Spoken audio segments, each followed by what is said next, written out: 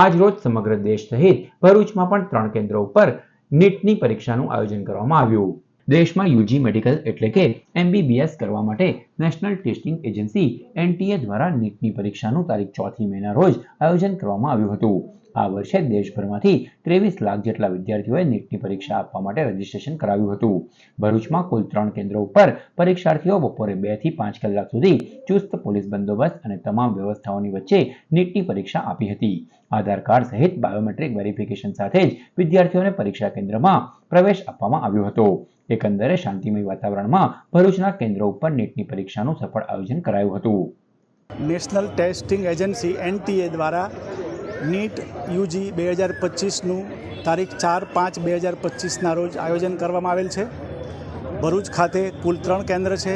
એમાં Mahamandaleshwar Shri Krishnanandji College of Commerce Bharuch ખાતે 20 બ્લોકની અંદર 480 વિદ્યાર્થીઓ પરીક્ષા આપનાર છે।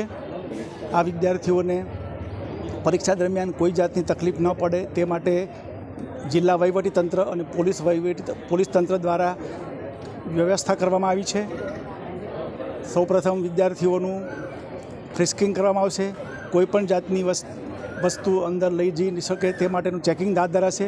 ત્યાર પછી દરેક વિદ્યાર્થીઓનું આધાર કાર્ડ મારફત બાયોમેટ્રિક વેરિફિકેશન થશે। ત્યાર પછી ફરીથી અંદર વિદ્યાર્થીઓનું ફ્રિસ્કિંગ થશે અને ત્યાર પછી દરેક વિદ્યાર્થીઓને વર્ગખંડમાં પ્રવેશ આપવામાં આવશે। 1:30 વાગ્યા સુધી દરેક વિદ્યાર્થીઓને પ્રવેશ આપવામાં આવશે। પરીક્ષાનો સમય 2 થી 5 સુધીનો છે।